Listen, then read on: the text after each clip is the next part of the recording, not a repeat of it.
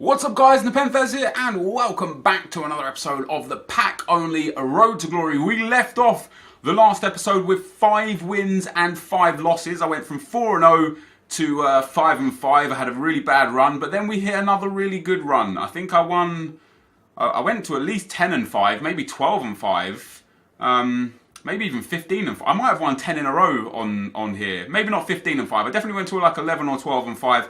We've got all the games, all the wins up to 18 wins today, but I don't think there's 13 games here. I think there was literally a 3 or 4 game period where I just absolutely forgot to press the record button on the Elgato, so that's my bad. If you guys don't know what this account is, this pack-only account is basically where I started an account brand new, fresh, and the only thing I'm allowed to do is open packs to get cards, but I'm not allowed to use FIFA points or anything like that. There's no special stipulations. I'm only allowed to use the things that are available in game. So SBCs, foot champs, tournaments, and just the coin generation of just playing the actual game to allow myself the opportunity to get the packs, to get the cards. So there's an element of difficulty about it. And that's evident right now because I struggle some weekends in certain periods. It's really weird. Like the first sort of like 8 to 10 games typically are relatively easy. Then it gets ridiculously difficult until I get to about 15 wins. And then it gets really, really easy again. It's just so bizarre. I think I finished this weekend on 18 wins and 12 losses, which I'm happy with. That's not too bad. I don't really want to have to play 30 games to get to 18 wins. I'd prefer to play like 25 games to get to 18 wins, but hey, what can you do? Yeah, it takes me like 18 wins, 12 losses. I think last weekend I only got to... Wait, did I get to gold 3 last weekend as well? I did as well. I got 18-12 for about 3 or 4 weeks consecutively. I wasn't sure how far I was going to go this week because the main aim right now is just to get to gold 3 for the month so I can get those 3 red informs guaranteed, right? And I only needed a few wins for that. I think I only needed 25 wins between this week and next week. So I could get silver 1 and silver 2, or silver 2 and silver 1, and I'd be set. I ended up going to gold 3 just because I had plenty of time left to be able to do it. And I was like, you know what? The more I work this week, the less I have to work next week. So it means that we only need 7 wins next weekend, and that's job done. So what I'm going to do is I'm going to go and get those 7 wins on Friday, and then I'll play more Saturday and Sunday at my leisure. I'm not going to force myself to go gold 3 for the week. I don't mind playing a knockout tournament to have to re-qualify.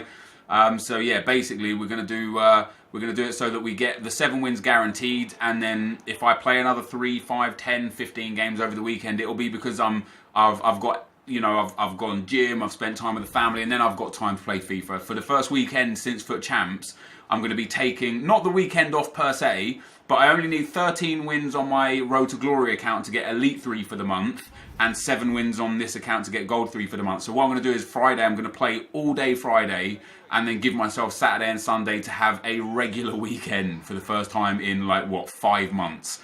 So that's the plan. Now, I've got some comments, of course, from today's episode. Jesper is the first comment. It's quite a long one, but definitely worth a chat about. He says, "Hey, Nep, you were talking about the lag compensation a while ago and how it makes your players feel different as if they're running in mud. I get this every single weekend and it's unplayable. It really puts me off from playing FIFA at all. Divisions, online singles, draft and friendly seasons all feel okay. I was wondering if there's anything you can do about this since I've heard a lot of people complaining about this issue. Have absolutely no clue what the solution could be. I've tried port forwarding, turning UPnP off, playing with an Ethernet cable, playing on Wi-Fi, and all with the same result. It's really frustrating not being able to play the game as it should be played. I live in Sweden too, which could mean it's something to do with the dedicated servers, I guess. It could not be anything with my internet speeds. I don't think, since I have 500 down and 50 up. I would love to hear what you have to say about this." So, yeah, sometimes for me the servers feel heavy when, like, just during peak times, right? When there's so many people on the game, for me it feels a little bit heavy, and it is due to connection. There's no two ways about it. But everyone feels that, right? Everyone has those problems during the big, you know, the key parts of the day, and, you know, after 6 p.m. till about 9 or 10 p.m. UK time, and then probably again that same sort of time but for United States, so for about 11 p.m. till about 3 a.m. UK time, although they would be stressed then for the United States servers, not for the UK servers. It's a tricky one because you never know if it's you or if it's not you, and one of the biggest problems is you don't know what server you're connected to. There was somebody that tweeted me about 6 weeks ago showing me that he lives in London and his internet is in London, yet he was connected to a West Coast United States server. So he was playing somebody else in London, and he was in London, yet they were both connecting to West Coast servers, which means they were both feeling input delay or lag or like just bad connection. And the problem with that is if he's connecting to that server, that means he's able to play United States people. So if he ended up matching up against someone who was in California and connected to that Californian server, it would have been a massively unfair advantage for him against his opponent. And that, again, reduces a skill gap. If this is due to being esports and a competitive game, EA have got to do everything to make sure that the player has the best opportunity to show skill above luck or circumstance. And in the terms of the servers, it seems to be circumstance quite a lot. I know I lose some games because of things like just players taking extra touches or the game feels a bit heavy and such, and it costs me. But it doesn't only cost me. I'm sure it costs my opponents. I'm sure in the grand scheme of things, it kind of evens itself out over time.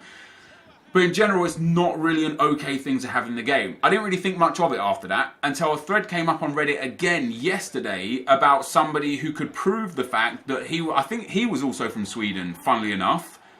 Which is funny because he was from Sweden. And he was connected to the Californian server, and he was playing someone, I can't remember where from, I think from the United Kingdom, who was also connected to the Californian server. So once again, it was a game where they were both having bad connections. So the problem is that either when the United Kingdom or the European servers are overloaded, it's forcing you over to the West Coast servers where I guess nobody's on them, and it's causing you input delay or heavy game, or where your players don't feel very agile and the response time is super high, it's not quick enough. It's because you're connected to the wrong server. The only thing I can say is to either stop playing right there, which I know isn't always ideal. When people say to me, take a break, stop playing, sometimes you can't. Sometimes you have a very limited window of time to play your games or get as many games in as you can, and stopping playing isn't one of those options. So if you can't stop playing and then come back at a later time where hopefully you connect to a different server, after any game where you feel like, oh wow, that was me, that was pretty heavy gameplay, that felt like the response time wasn't super quick, hard reset your Xbox and hope that when you go back into Ultimate Team, you're connected to a different server. And then basically test that game, and then if that game feels good with the response time and stuff, you're on a good server. So don't leave Ultimate Team basically.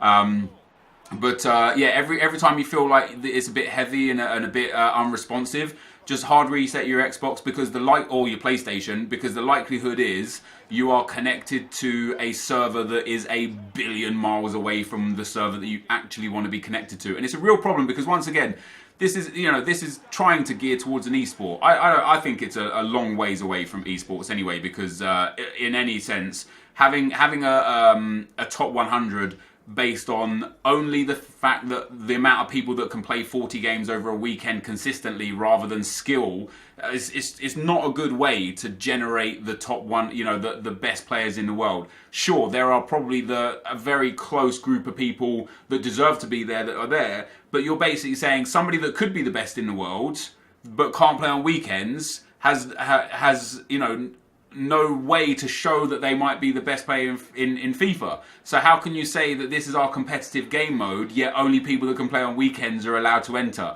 That's just ludicrous. That's like saying the League of Legends World Champions. It literally, it's just such a dumb thing to put in as a way to stop people from being able to play.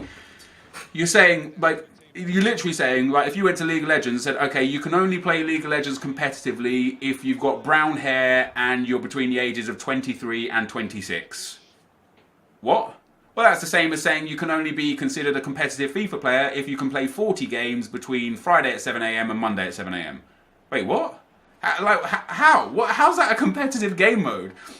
Forget the disconnects and things like that also go towards this not being competitive. But yeah, the way the top 100 is derived, the way the top 12, the FIWC, the regionals players are derived, is just ridiculous. And again, I refer back to Reddit. There was a thread on Reddit that suggested not a weekend league, but a ranked system, quite like League of Legends, like Dota, like any other esport, like Call of Duty, Overwatch, they all have a ranked system to the point where the best players over time go up the ranks, and then it's not about who can finish 40 games in a ridiculously short amount of time and not have to deal with any of the nonsense that comes up with that. I don't know what EA are doing with that, but hey, we'll leave it to them. They clearly have got a plan, and let's hope that the plan kind of goes a little bit more towards something that's positive for the community rather than negative for the community. Ibrahim Kawaja says, NepentheZ, do you think EA should drop an SBC on the birthday, like the Player of the Month Premier League guaranteed SBC? The people who join Ultimate Team later, they can get the Player of the Month card. Can only do it one time, or they can get Footmas cards that they missed out on. Really want you to talk about this. Love your content. Keep up the good work. Like so he can see, please. Yeah, I think that's a great idea. For Foot Birthday, Foot Birthday is going to be awesome. I hope so. I've got high hopes for Foot Birthday.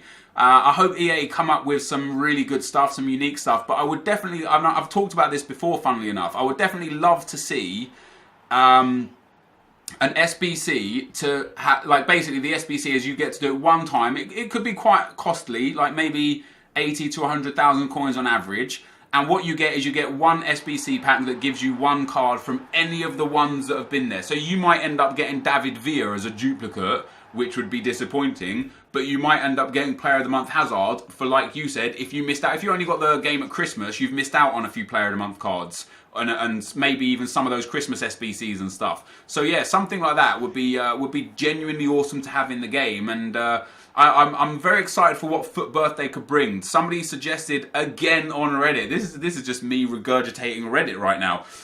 Somebody suggested on Reddit that the SBCs that they could do could be like, you know, it starts on the 31st, but the 1st could be an SBC at midnight so that players with the kit number 1 get SBCs like they did at Christmas with the kit numbers. So it'd be 1 through 7. So we'd get some more defensive players, some more, you know, some defensive minded players, some more centre backs, some goalkeepers. So it will allow the SBC cards to not be so top heavy with just attackers and wingers, and will give a little bit more diversity in the whole thing. But I'm super excited for Foot Birthday. I think you guys are super excited for Foot Birthday, and it's coming. It's coming on Friday. I can't wait. Another one of the reasons actually why I ended up going to 18 wins here today instead of stopping at like 11 or 14 was because next weekend with Foot Birthday I want to be able to play as little as possible because the server's going to be screwed up, and also I want to be able to you know, like indulge in Foot Birthday and everything that comes with it without having to sit there and think, Jesus, I've still got 60 games of FIFA to play. Next comment is from Danny Copter. He says, hey Nep, any ideas for SBCs on Foot Birthday? Would like to hear your opinion. Love the content. Keep up the great work. Much love from Germany. And much like I just said, yeah, I believe something like an SBC, SBC, essentially a squad building challenge, squad builder challenge would be great. Where, as I say, you know, just generates one of the anyones. But I would like to see something a little more unique. Like the pot of gold stuff was pretty interesting. It was a bit unique. I would like to see something a little more along the lines of what we haven't seen yet. I would definitely like them to introduce something for trade-ups for like fitness cards and contracts and stuff like that. You know, trade 11 regular gold fitness cards for a squad fitness card, or 5 gold fitness cards for a squad fitness card. Something like that, you know, something that's actually worthwhile. Some stuff like that would be nice.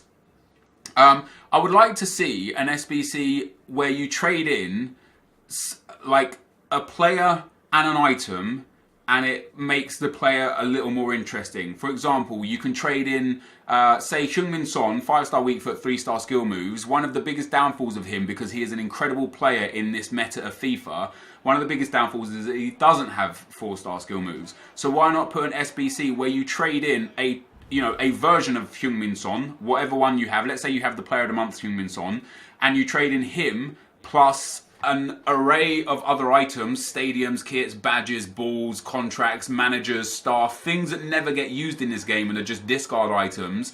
And what you do is you get the same card of Son back, but with 5-star skill moves and 4-star weak foot. Sorry, 5-star weak foot and 4-star skill moves. And the same with someone like Theo Walcott. I love my red Theo Walcott. I would also love it if he had a 4-star weak foot instead of a 3-star weak foot. So it'd be good to see them do stuff like that, or be able to trade in cards to change their work rates or to change their positions. You know, you trade in a left wing, say a left wing let's say a right wing Messi. You trade in right wing Messi and a plethora of other items, again, balls, kits, badges, players, contracts, fitness cards, anything in the game, and you get back out of it that same Messi, but untradeable instead of tradable, and as a striker. Because I think a lot of people might do that, and it would be great for the market because it would start taking a crap ton of tradable players off the market, which would be great. Next up, we have got a comment from Mike Dean. Oh, good to have you around, Mike. How's it going?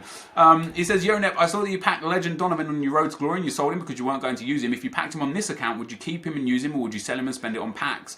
Love the series, keep it up. I would probably sell him, dude, and spend it on packs. A couple 100,000 coins worth of packs would go down nicely.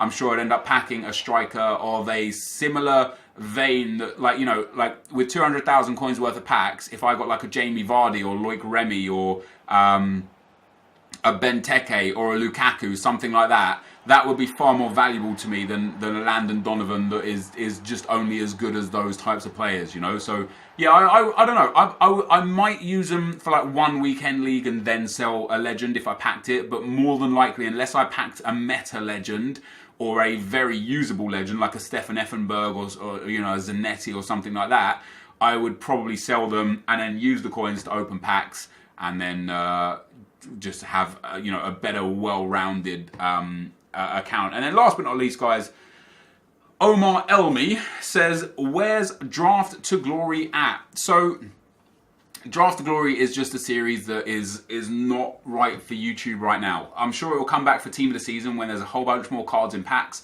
and a whole bunch more cards to get in draft. But in general, people aren't enjoying draft videos anymore. You know, there's still a few other YouTubers that do draft series, and not only do they not get a super amount of views because no one's really interested in the game mode, they get a lot of dislikes, and that's a difficult one for me. I was talking to Inception about this the other day.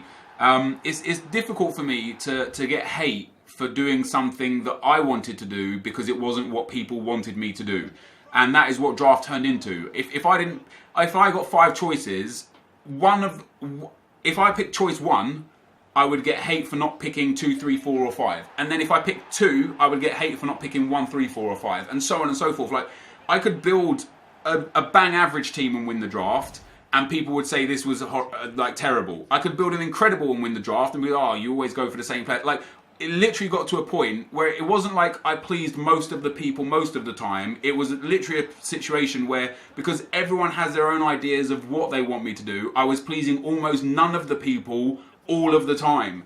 And it was just hard work, man. It was like to draft a team. Like, if I got offered like Ronaldo, 99 Ronaldo, I'm gonna take him because he's the best player in the game. I would get shit for taking him because people are, oh, you just say it's same draft, this and that.